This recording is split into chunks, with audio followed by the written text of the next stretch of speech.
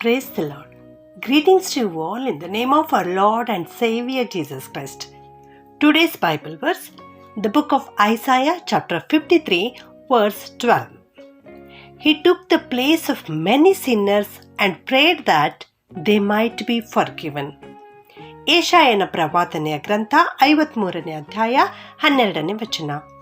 ಬಹುಜನ ದ್ರೋಹಿಗಳ ಪಾಪವನ್ನು ಹೊರುತ್ತಾ ಅವರಿಗಾಗಿ ವಿಜ್ಞಾಪನೆ ಮಾಡಿದನಲ್ಲ. ಈ ಅಧ್ಯಾಯದಲ್ಲಿ ನಾವು ನೋಡುತ್ತಾ ಇದ್ದೇವೆ, ನಮ್ಮ ಕರ್ತನು ತನ್ನ ವೈರಿಗಳಿಗಾಗಿ ವಿಜ್ಞಾಪನೆ ಮಾಡುವುದನ್ನು. ಏಷಾಯ ಪ್ರವಾದಿಯು ಯೇಸು ಸ್ವಾಮಿ ಮುಂದೆ ಈ ರೀತಿಯಲ್ಲಿ ಶಿಲುಬೆಗೆ ಏರಿಸಲ್ಪಡ್ತಾರೆ, ತನ್ನ ಜನರ ಪಾಪಗಳನ್ನು ತನ್ನ ಮೇಲೆ ಹೊತ್ತುಕೊಳ್ಳುತ್ತಾನೆ. ಇದನ್ನ ಪ್ರವಾದನೆಯಾಗಿ ನುಡಿದಿದ್ದರು ಪ್ರಿಯರೇ. ಈ ಪ್ರವಾದನೆ ಯೇಸು ಕ್ರಿಸ್ತನ ಕಾಲದಲ್ಲಿ ನೆರವೇರಿರುವುದನ್ನು ನಾವು ಕಾಣುತ್ತೇವೆ. ಯೇಸು ಸ್ವಾಮಿ ಶಿಲುಬೆಯಲ್ಲಿ ತನ್ನ ವೈರಿಗಳಿಗಾಗಿ ಮಾಡಿರ್ತಕ್ಕಂಥ ಪ್ರಾರ್ಥನೆ, ಅವರಿಗಾಗಿ ವಿಜ್ಞಾಪಿಸಿರುವಂತಹ ಪ್ರಾರ್ಥನೆ, ದ್ರೋಹಿಗಳೊಂದಿಗೆ ತನ್ನನ್ನೂ ಎಣಿಸಿಕೊಂಡನು ಮತ್ತು ಬಹು ಜನರ ಪಾಪಗಳನ್ನು ತನ್ನ ಮೇಲೆ ಹೊತ್ತುಕೊಂಡನು. ಅಷ್ಟು ಮಾತ್ರವಲ್ಲದೆ ಅವರಿಗಾಗಿ ವಿಜ್ಞಾಪನೆ ಮಾಡಿದನು ಪ್ರಿಯರೇ. ಈ ಏಷಾಯ 53ನೇ ಅಧ್ಯಾಯದಲ್ಲಿ ಏನಿಲ್ಲ ಅಂದರೆ ಕೊನೆಯ ಪಕ್ಷ 10 ವಿಷಯಗಳಲ್ಲಿ ನಮ್ಮ ಕ್ರಿಸ್ತನು ಅನುಭವಿಸಿರ್ತಕ್ಕಂಥ ಅವಮಾನಗಳ ಬಗ್ಗೆ ತಿಳಿಸಲ್ಪಟ್ಟಿದೆ ಪ್ರಿಯರೇ. 3ನೇ ವಚನದಲ್ಲಿ ನಾವು ನೋಡ್ತೇವೆ, ಮೊದಲನೆಯದಾಗಿ ನಾವು ನೋಡುತ್ತೇವೆ, ಅವನು ಧಿಕ್ಕರಿಸಲ್ಪಟ್ಟವನು, ಅಂದರೆ ಜನರಿಂದ ಧಿಕ್ಕರಿಸಲ್ಪಟ್ಟವನು. ಜನರು ಅವನನ್ನು ಸೇರಿಸಿಕೊಳ್ಳಲಿಲ್ಲ. ಜನರಿಗಾಗಿ ಯೇಸು ಸ್ವಾಮಿ ಅನೇಕ ಉಪಕಾರಗಳನ್ನು ಮಾಡಿದರು. ಆರೋಗ್ಯವಿಲ್ಲದವರಿಗೆ ಆರೋಗ್ಯ ಕೊಟ್ಟರು, ಸತ್ತಂತವರಿಗೆ ಎಬ್ಬಿಸಿದರು, ಹಸಿವೆಯಿಂದ ಬಳಲುವವರಿಗೆ ಉಣಬಡಿಸಿದರು. ಆದರೂ ಕೂಡ ಇದೇ ಜನರು ಇಂದು ಯೇಸುವನ್ನು ತಮ್ಮ ಹತ್ತಿರ ಸೇರಿಸಿಕೊಳ್ಳುತ್ತಾ ಇಲ್ಲ.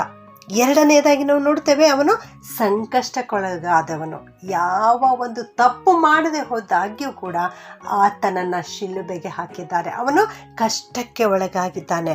ಮೂರನೆಯದಾಗಿ ನಾವು ನೋಡ್ತೇವೆ, ಆತನು ವ್ಯಾಧಿ ಪೀಡಿತನು, ರೋಗಗ್ರಸ್ತನಾಗಿದ್ದಾನೆ. ತಲೆಯ ಮೇಲೆ ಮುಳ್ಳಿನ ಕಿರೀಟ ಇಟ್ಟಿದ್ದಾರೆ, ರಕ್ತ ಸುರಿಯುತ್ತಾ ಇದೆ. ಕೈಗಳಲ್ಲಿ ಮೊಳೆಗಳನ್ನು ಜಡ್ದಿದ್ದಾರೆ, ಕಾಲಿನಲ್ಲಿ ಮೊಳೆಯನ್ನು ಜಡ್ದಿದ್ದಾರೆ, ರಕ್ತ ಸುರಿಯುತ್ತಾ ಇದೆ. ವ್ಯಾಧಿ ಪೀಡಿತನಾಗಿದ್ದಾನೆ, ರೋಗಗ್ರಸ್ತನಾಗಿದ್ದಾನೆ.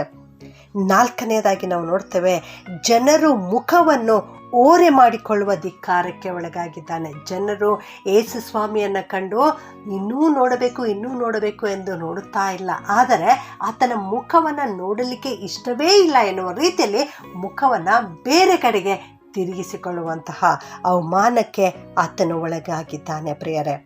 ಐದನೆಯದಾಗಿ ನಾವು ನೋಡ್ತೇವೆ, ಅವನು ಹೊತ್ತ ಹೊರೆಯು ನಮ್ಮ ಸಂಕಟವೇ ಹೌದು. ಅವನು ಸಂಕಟಕ್ಕೆ ಒಳಗಾಗಿದ್ದಾನೆ.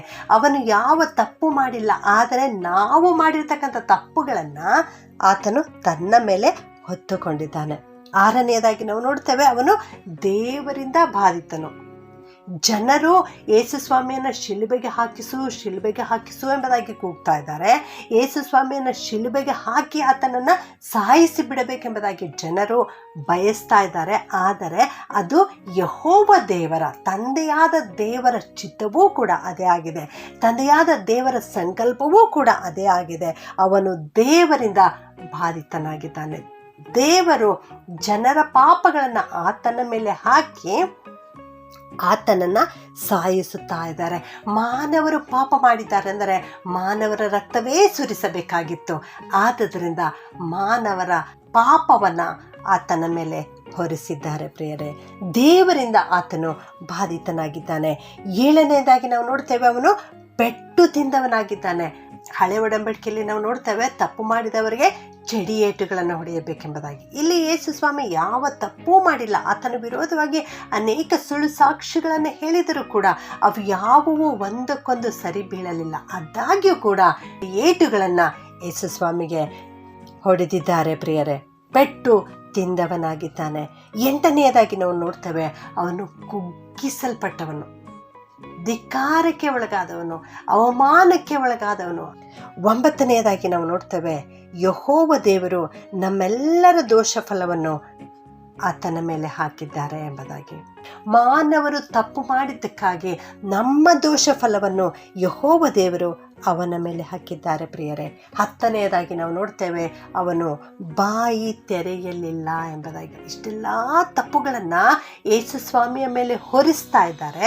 ಆಗ ಯೇಸುಸ್ವಾಮಿ ತನ್ನನ್ನು ತಾನು ಸಮರ್ಥಿಸಿಕೊಳ್ಳಲಿಕ್ಕೆ ಬಾಯಿ ತೆರೆಯಲಿಲ್ಲ, ಒಂದು ಮಾತೂ ಕೂಡ ಆಡಲಿಲ್ಲ. ಯಾಕೆಂದರೆ ಇದು ತಂದೆಯ ಚಿತ್ತವಾಗಿತ್ತು, ತಂದೆಯ ಸಂಕಲ್ಪವಾಗಿತ್ತು. ತಂದೆಯ ಚಿತ್ತದಂತೆ ನಡೆಯಲಿಕ್ಕೆ ಆತನು ಇಲ್ಲಿಗೆ ಬಂದಿದ್ದನು. ತಂದೆಯ ಚಿತ್ತವನ್ನು ನೆರವೇರಿಸಲಿಕ್ಕೆ ಯೇಸು ಕ್ರಿಸ್ತನು ಭೂಲೋಕಕ್ಕೆ ಬಂದಿದ್ದನು. ಆದುದರಿಂದ ಇಲ್ಲಿ ಅವನು ಬಾಯಿ ತೆರೆಯಲೇ ಇಲ್ಲ ಪ್ರಿಯರೇ. ನಮ್ಮ ಪಾಪಗಳನ್ನು ತನ್ನ ಮೇಲೆ ಹೊತ್ತುಕೊಂಡನು, ತನ್ನ ಪ್ರಾಣವನ್ನು ಧಾರೆ ಎರೆದು ಮರಣ ಹೊಂದಿದನು.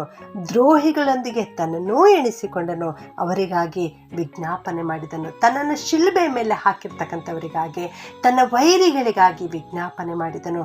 ತಂದೆಯೇ ಅವರನ್ನು ಕ್ಷಮಿಸು, ತಾವು ಏನು ಮಾಡುತ್ತೇವೆಂಬುದನ್ನು ಅರಿಯರು. ನನ್ನ ಪ್ರಿಯ ದೇವಜನರೇ, ನೀವು ಕೂಡ ಯಾವ ತಪ್ಪು ಮಾಡದೆ ಹೋದಾಗ್ಯೂ ಇಂದಿನ ದಿನಗಳಲ್ಲಿ ನೀನು ಹಿಂಸೆಯನ್ನು ಅನುಭವಿಸುತ್ತಾ ಇರಬಹುದು, ಅನೇಕ ರೋಗಗ್ರಸ್ತನಾಗಿರಬಹುದು, ಅನೇಕ ಜನರು ನಿಮ್ಮನ್ನು ಅವಮಾನಕ್ಕೆ ಒಳಪಡಿಸುತ್ತಾ ಇರಬಹುದು. ಆದರೆ ನೀವು ದುಃಖಿತರಾಗಬೇಡಿರಿ. ನಿಮಗಾಗಿ ಗಾಯಪಟ್ಟ ಯೇಸು ಕ್ರಿಸ್ತನನ್ನು, ನಿಮ್ಮ ದ್ರೋಹಗಳನ್ನು ತನ್ನ ಮೇಲೆ ಹೊತ್ತುಕೊಂಡ ಯೇಸು ಕ್ರಿಸ್ತನನ್ನು ಜ್ಞಾಪಿಸಿಕೊಳ್ಳಿರಿ. ಯೇಸು ಕ್ರಿಸ್ತನು ತನ್ನ ವೈರಿಗಳಿಗಾಗಿ ಪ್ರಾರ್ಥನೆ ಮಾಡಿದ್ದನ್ನು ಜ್ಞಾಪಿಸಿಕೊಳ್ಳಿರಿ. ನೀವು ಕೂಡ ಇದೇ ರೀತಿಯಲ್ಲಿ ನಿಮ್ಮ ವೈರಿಗಳಿಗಾಗಿ ಪ್ರಾರ್ಥಿಸಿರಿ. ದೇವರು ನಿಮ್ಮನ್ನು ಆಶೀರ್ವದಿಸುತ್ತಾರೆ. ಪ್ರಾರ್ಥನೆ ಮಾಡಿಕೊಳ್ಳೋಣ. ಬಹು ಜನ ದ್ರೋಹಿಗಳ ಪಾಪವನ್ನು ಹೊರುತ್ತಾ ಅವರಿಗಾಗಿ ವಿಜ್ಞಾಪನೆ ಮಾಡಿರುವಂಥ ನಮ್ಮ ಯೇಸು ಕ್ರಿಸ್ತನೇ ನಿಮಗೆ ಸ್ತೋತ್ರ ಉಂಟಾಗಲಿಕ್ಕತ್ತಾನೆ. ನಮಗಾಗಿಯೇ ಈ ಲೋಕಕ್ಕೆ ಇಳಿದು ಬಂದು ನಮ್ಮ ಪಾಪಗಳನ್ನು ನಿನ್ನ ಮೇಲೆ ಹೊತ್ತುಕೊಂಡು ಕ್ರೂಜೆಯ ಮರಣವನ್ನು ಅನುಭವಿಸಿ ಪರಲೋಕಕ್ಕೆ ಏರಿ ಹೋಗಿರುವಂಥ ಯೇಸು ಕ್ರಿಸ್ತನೇ ನಿಮಗೆ ವಂದಿಸ್ತೇವಪ್ಪ. ನೀವು ನಮ್ಮನ್ನು ಆಶೀರ್ವದಿಸಿದ್ದಕ್ಕಾಗಿ ಸ್ತೋತ್ರ, ನಮ್ಮ ಪಾಪಗಳನ್ನು ಅಳಿಸಿಬಿಟ್ಟದಕ್ಕಾಗಿ ಸ್ತೋತ್ರ, ನಿನ್ನ ಪರಿಶುದ್ಧ ರಕ್ತದಿಂದ ನಮ್ಮ ಪಾಪಗಳನ್ನು ತೊಳೆದದ್ದಕ್ಕಾಗಿ ನಿನಗೆ ಸ್ತೋತ್ರ, ನಮ್ಮನ್ನು ನಿಮ್ಮ ಮಕ್ಕಳನ್ನಾಗಿ ಸ್ವೀಕರಿಸಿದ್ದಕ್ಕಾಗಿ ನಿಮಗೆ ಸ್ತೋತ್ರ. ಅಪ್ಪ, ಈ ವಾಕ್ಯ ಕೇಳಿಸಿಕೊಳ್ಳುತ್ತಿರುವ ಪ್ರತಿಯೊಬ್ಬೊಬ್ಬರನ್ನು ಆಶೀರ್ವಾದ ಮಾಡು ಕರ್ತನೆ. ಅಪ್ಪ, ಇವರೂ ಕೂಡ ತಮ್ಮ ಜೀವಿತದಲ್ಲಿ ಅನೇಕ ವಿಧವಾದ ಕಷ್ಟ, ನಿಂದೆ, ಹಿಂಸೆ, ಅವಮಾನಕ್ಕೆ ಒಳಗಾಗುತ್ತಾ ಇರಬಹುದು ದೇವರೇ. ಈ ಜನರಿಗಾಗಿ ಪ್ರಾರ್ಥನೆ ಮಾಡುತ್ತೇವೆ ಸ್ವಾಮಿ. ಅಪ್ಪ, ನಮ್ಮೆಲ್ಲರನ್ನು ಆಶೀರ್ವಾದ ಮಾಡು ಕರ್ತನೆ. ನಾವೆಲ್ಲರೂ ಕೂಡ ನಿನ್ನ ಹಾಗೆ ಆಗಲಿಕ್ಕೆ ಸಹಾಯ ಮಾಡು ಸ್ವಾಮಿ. ಇತರರಿಗಾಗಿ, ವೈರಿಗಳಿಗಾಗಿ ಪ್ರಾರ್ಥನೆ ಮಾಡುವಂತೆ ನಮ್ಮೆಲ್ಲರನ್ನ ನಿನ್ನ ಪಾತ್ರೆಯನ್ನಾಗಿ ಉಪಯೋಗಿಸಿಕೊ, ನಿನ್ನ ಸಾಧನವನ್ನಾಗಿ ಉಪಯೋಗಿಸಿಕೊ ಎಂಬುದಾಗಿ ದೀನತೆಯಿಂದ ಯೇಸುವಿನ ನಾಮದಲ್ಲಿ ಪ್ರಾರ್ಥಿಸಿ ಬೇಡುತ್ತೇನೆ ತಂದೆಯೇ. ಆಮೆನ್.